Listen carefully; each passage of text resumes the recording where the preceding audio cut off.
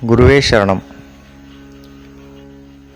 ராகவேந்திரரை காணச் சென்று அவரை வணங்கினால் உடனே ஆசீர்வாதம் கிடைக்கும் என்று பலர் எண்ணுகிறார்கள்.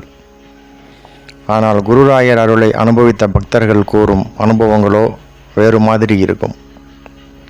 ஆமாம், குருராஜரின் அருள் எப்போதும் நாம் எதிர்பார்த்த வடிவில் வராது. சில தருணங்களில் நம் மனதை அமைதியாக மாற்றிவிடும்.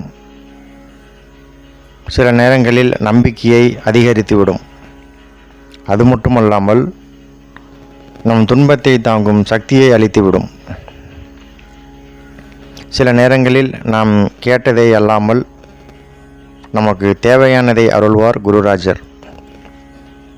ஆனால் பலர், நான் இவ்வளவு தூரம் வந்து ராயரை தரிசித்தேன், இன்னும் என் வேண்டுதல் நிறைவேறவில்லையே என்று வருத்தமடைகிறார்கள். நாம் ஒன்றை அறிந்து கொள்வது அவசியம். குருராயரின் அருள் செயல்படும் விதம் சற்று வேறுபட்டது. குருராயர் மனிதர்கள் கேட்டதை மட்டும் கொடுப்பவர் அல்ல. அவர்களுக்கு உண்மையில் நன்மை பயப்பது எதுவோ அதைத்தான் வழங்குகின்றார்.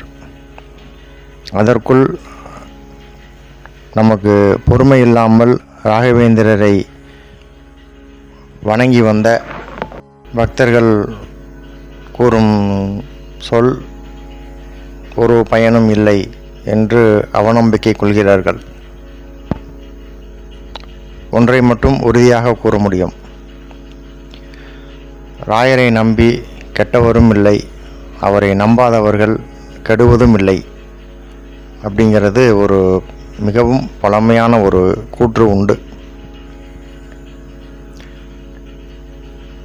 என் மகன் திருமணம் நடக்க வேண்டும், நல்ல வேலை கிடைக்க வேண்டும், புத்திர பாக்கியம் வேண்டும் என்று கேட்பது சரிதான். ஆனால் முதலில் குருராயர் அருள் இறைவன் மீதான உங்கள் நம்பிக்கையை அதிகரிக்கச் செய்யும். குருராஜரின் உபதேசம் ஹரி சர்வோத்தம வாயு ஜீவோத்தம. ஸ்ரீஹரி அருளாலே அனைத்தும் நடைபெறும். நடக்கும் எல்லா செயல்களிலும் குருராயர் பின் நின்று இறைவனை முன்னிறுத்தி நடக்கும் செயல் அனைத்திற்கும் காரணம் இறைவன் என்பதை உணர்த்துகிறார். அதில் குருராஜரின் கருணை நிச்சயம் இருக்கும் என்பதை உணர்த்தி விடுவார். ராகவேந்திரர் வாழ்நாள் முழுவதும் கற்றுக் கொடுத்த ஒன்றே ஒன்று, நான் இறைவனின் திருவடிக்கு அழைத்துச் செல்லும் குரு, அனைத்தையும் அருள்பவன் ஸ்ரீஹரி.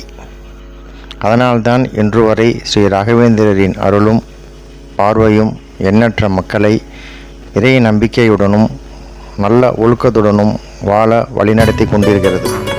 பக்தி என்ற ஓர் சொல்லில் என் ஜீவன் வாழ்கிறது.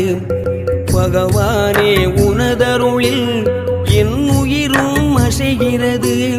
பகவானே உனதருளில் என் உயிரும் அசைகிறது.